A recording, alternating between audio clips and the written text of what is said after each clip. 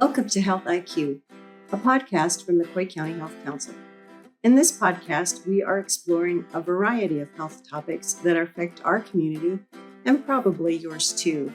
We are not professional podcasters, but volunteers that have a passion for wellness. We will share practical ideas and resources for people with limited access to services, and we have some fun tips to help you and your family stay healthy and well. Increase your health IQ as you listen to our members as they talk and share with experts and others about the health matters that matter to you. Health IQ, Declutters, Episode 4, Power of the Purge. Hello, and welcome to this episode of Health IQ, where we will be examining our personal strengths, our struggles, or whatever about clutter and organization, and tips for reducing the mess in your home.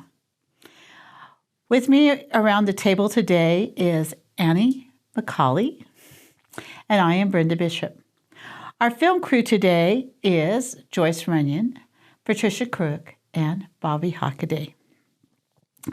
The Coy County Health Council is currently running a series on Facebook and Instagram titled One Task a Day to an Organized Home. As I was preparing these posts, I was looking around my house going, without really critical eye, going, why am I writing these posts? My house is bad. And I realized I pretty much need the information that we were researching to help reorganize my home. I did that way back in when I first retired in 2019, 2020. I had time and started doing that. But, you know, a lot of stuff gets brought into your home. And it accumulates again really quickly. Yes, and there was all that stuff that I didn't really ever finish dealing with then that was just still, and that's just like piling up more. So we do want to invite all of you to check out our social media pages on at Coy County Health on Instagram and Facebook to just get these tips. And I think they're really cool because those tips are like doing one thing a day. And I think sometimes we do overwhelm ourselves by adding, trying to do too much, and then we never get it done. Well, it's overwhelming to think in like a whole, like if your whole house. Mm-hmm. And so then you think, okay, my one room, well, that might be overwhelming too. So the little tips are really good to kind of help you get this kick started. Yeah. Just to choose one thing in a room is a great way to get started. And then you can actually experience a little success. Right. So I know you've been doing a lot of research and coming up with some things. So you want to share what you've come up with? Sure. So I have looked into a couple of different methods, like Brenda said. One is the 5-box method. And so you're going to come up with 5 boxes and you're going to label them keep, donate, sell, store, and trash. And you're just going to go through there, and things that you're going to keep, you would obviously put in your keep box, or maybe find a place for them that they actually have a home and a place on your counter or on a shelf. And these are things that you use every day, things that you really need to keep. Your donate box are things that are still in good condition, but that could be of use to somebody else. But you want to make sure that it's not something that is junk or trash or broken, because you don't want it to become somebody else's problem. Right. Your sell box is going to be things that still have a value to you, and that you maybe you have buyer's remorse, and so you feel bad about, you don't want to keep it because you don't use it. You don't want to donate it because you spent a lot of money on it. But you need to get some of that value back. And so if you're going to actually take the time to sell it, put it in your sell box. But if you're not, you probably just need to let go of it and put it in your donation box. And the other thing to think too, if you have a lot of that buyer's guilt and buyer's remorse, don't keep, like when that mindset of don't keep buying things that are going to give you buyer's remorse. So when you do go out to buy something, make sure it's really something that has a purpose in your house. Your 4th box is your storage. So seasonal items, seasonal clothes, decorations, but declutter it before you put it back in storage, because otherwise you're just putting that problem away to deal with another time. And then, of course, trash. Things that are broken, things that don't have any use for you, anything use for somebody else. Like I said, don't give it and donate it, make it somebody else's problem. If it's trash, it's trash. Thank you for like helping me out when I needed you, but it's time for you to go to the dumpster. So many of those things you said really resonate with me. One is that cell thing. Because, I think we when we have space, we fill our space. Yes. And so we built a garage, and my garage is full of things that we could sell if we ever had a garage sale. And of course, we're never going to have a garage sale. Right. Because they're a lot of work. Yes, they are a lot of work. And, things that, well, we might use this someday. And I'm just like, we have so much stuff that I'm just like, oh my gosh. But also I was thinking, I did do that tip for the storage last year. I went through all my Christmas and I threw away all the broken stuff that I was going to repair. Right. Yeah, you're not going to repair it, so it's better to just throw it away. Stuff that I'm not going to use because it's sort of worn out. The wreaths that you've put up for years after year, and they're just all they're looking a little grungy. Yeah, and faded. So I think that was an excellent tip for that seasonal stuff. Yeah. So some other things that, like, if you're unsure and you're overwhelmed, which is really easy to become overwhelmed. Plus, I think for me personally, clutter makes me feel overwhelmed. I don't know about you, but makes me feel overwhelmed and it stresses me out. And then the thought of having to like kind of make a mess in order to clean the mess stresses me out even more. So you can always start small and just attack a drawer or maybe your spice cabinet. Throw out all your old outdated spices. Clean out your refrigerator or your junk drawer. And even if that is overwhelming, set a timer. I'm going to work on this spice cabinet for 10 minutes. Yeah. And before you know it, your 10 minutes has passed and you're on a roll, and maybe you set it again for another 10 minutes. And before you know it, you've worked for an hour and you have your spice cabinet and your refrigerator cleaned out. That's a good tip. So we have a question from the audience. For the home economist. Spice longevity. And I think it's usually 2 years is what they recommend. But most of us have spices for a lot longer. And what happens to spices is not that they become as dangerous, but they start losing their flavor or their potency, I guess you would call. And so they probably get kind of funky tasting too. Yeah, if you have, some might get a little bitter. But I know I have had many spices longer than that. Then you just add a little extra. But I think, you have to be cautious about that. But I'm pretty sure it's like 2 years is the date on spices. So when you were talking about that last tip, I was thinking about something I heard recently. Somebody was talking about the way they tackle it because it was too much overwhelming, is they would go to the biggest pile in their most visible room.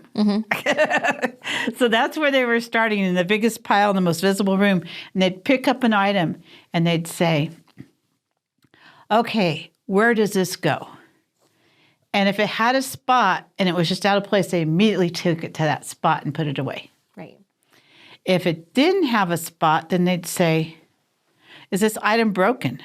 And if it's broken, they'd immediately throw it away.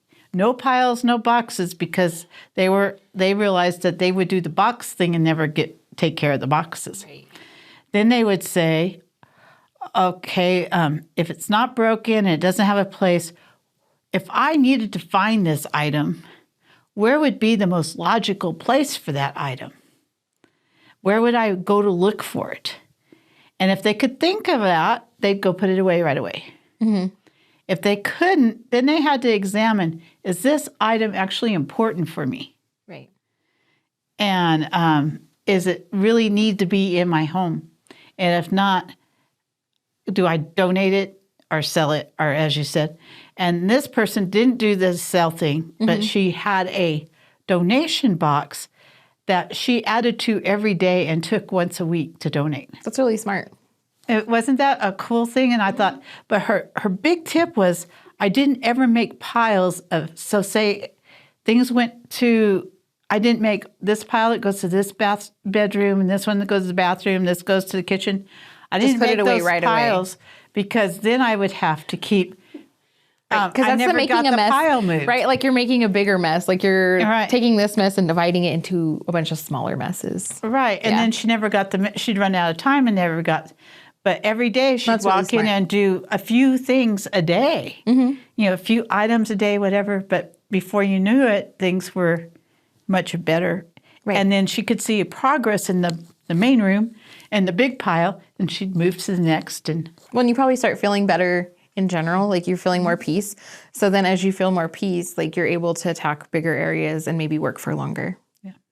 But then I think your whole mindset's a little different if you're thinking, am I really going to use this? And that's what I was thinking as I was looking through my house. And, you know, there's some rule of thumb that if you haven't used anything for several years, you're probably not going to use it. I don't remember the years. But I was looking going, you know, I haven't used that in like 10 years. You know? Time for you to go. I need to get rid of that.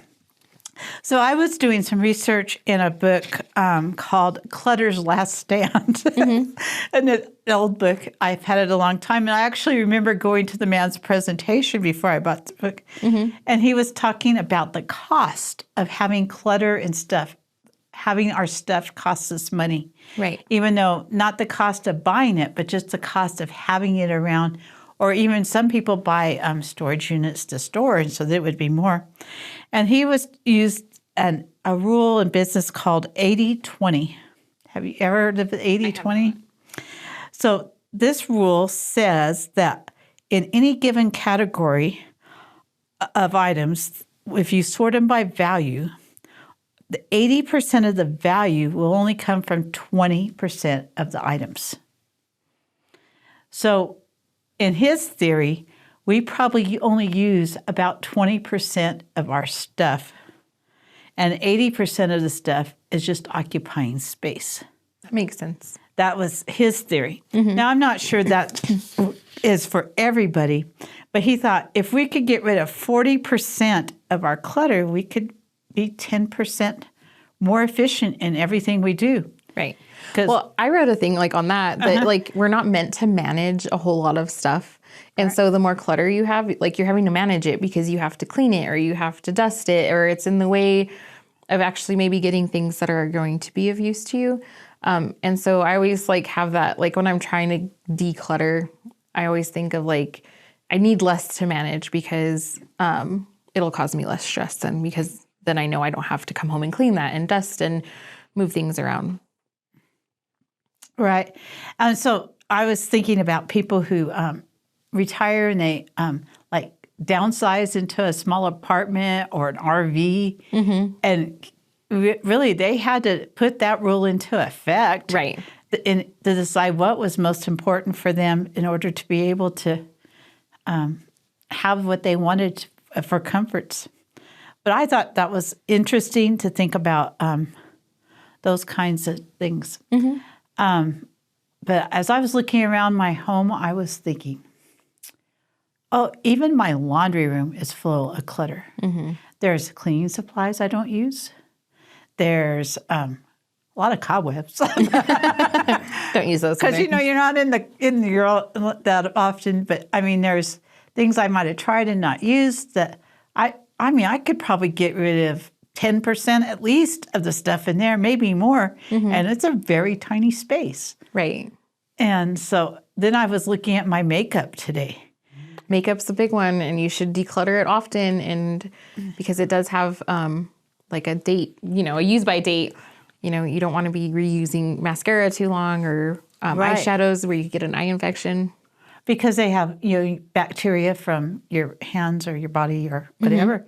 And so I was thinking, man, look, I tried that once, didn't like it, and it's still sitting there. Or lotions that people gave me. Or I mean, so did you actually throw it away, or you're just thinking about it still?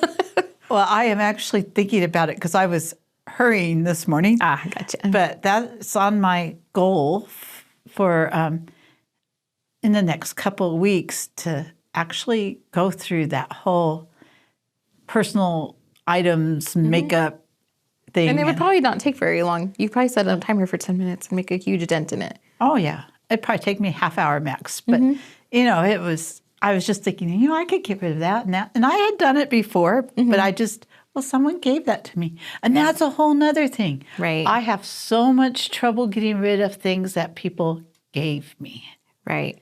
So I had the same problem, and I finally, like 2 years ago, just decided to donate those things that people give me that still have value and could be valuable to somebody else.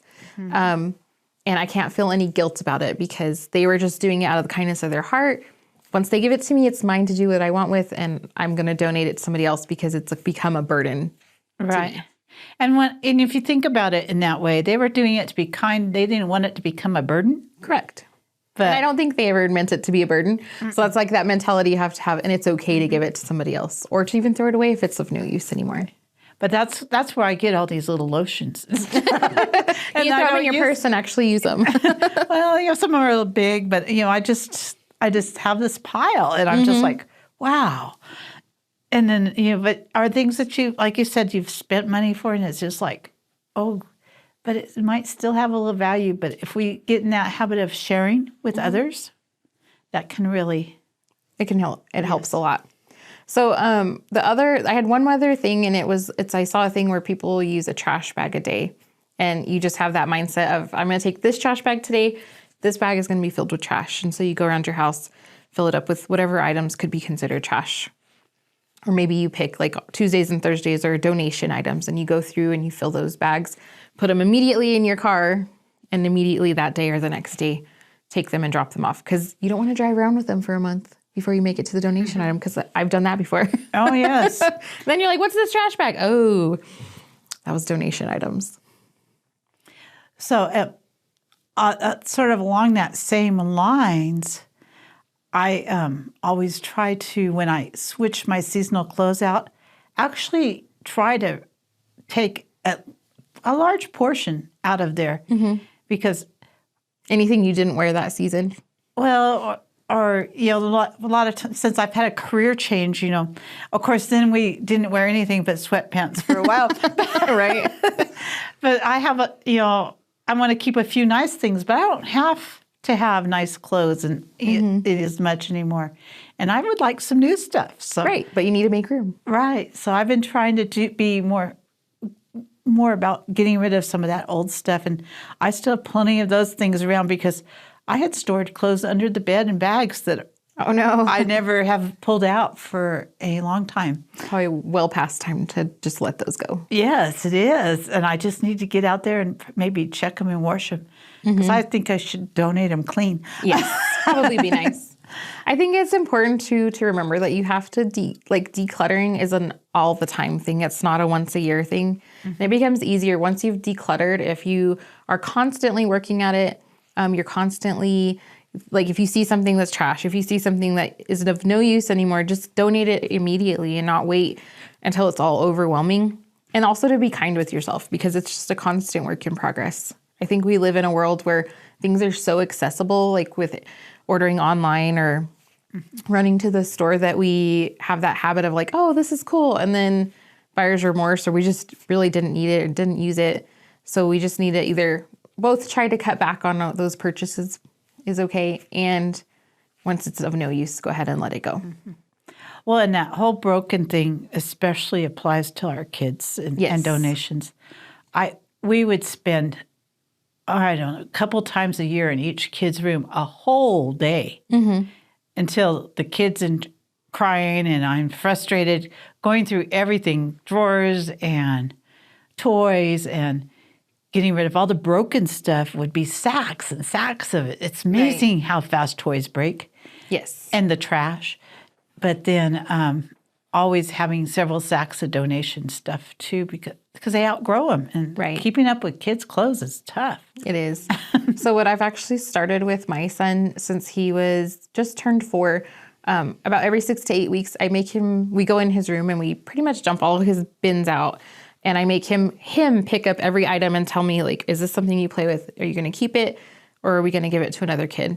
And if it's trash, if it's broken, we immediately put it in the trash, just so he maybe is like learning from a young age that mentality, we don't have to hold on to everything. And he's gotten, like, he even asked me the other day, like he brought me something and was like, can we give this to another kid? I don't play with it anymore. Right. So just trying to have him have that mentality from a young age so that he doesn't feel like he has to hold on to all these things. Oh, that's wonderful. Yeah. What a great And it makes me concept. feel better because we don't have all that clutter on the floor as bad All right. in his room. But you do have to stay on top of it. It's a every 6 to 8 week thing. But that's a great thing to be teaching. Yeah. I had a couple of quotes that we might use for some food for thought.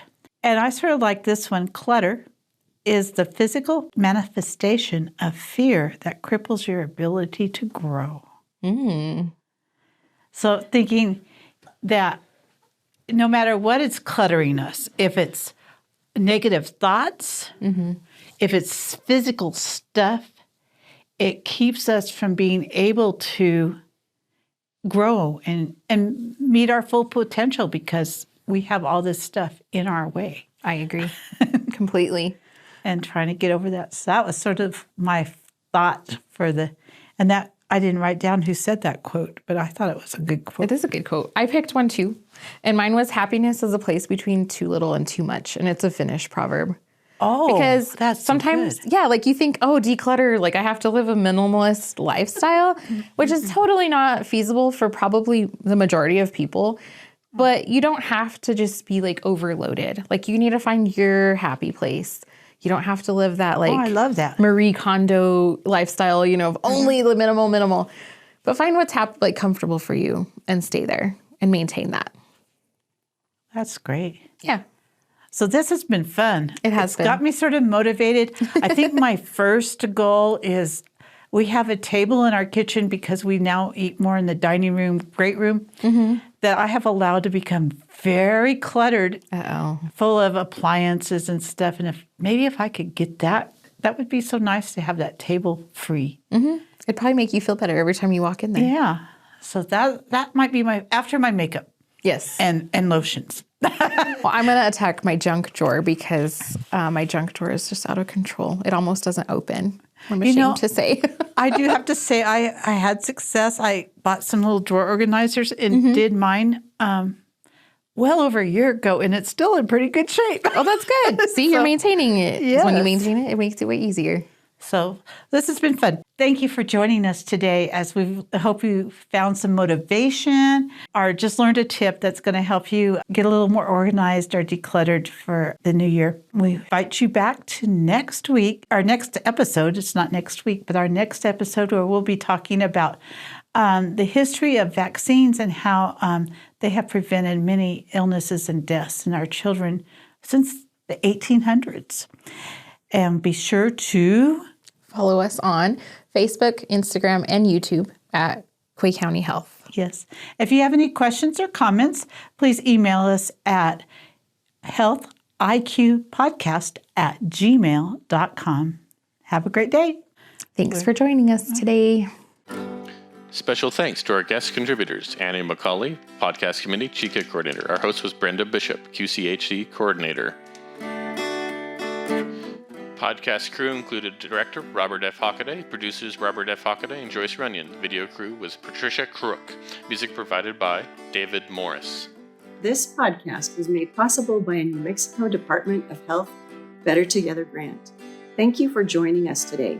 If you have ideas for future podcast topics, be sure to reach out to us at healthiqpodcast@gmail.com. Additional information about today's topic will be on the Health IQ blog located on the Quay County Health Council's website at www.qchealthcouncil.org.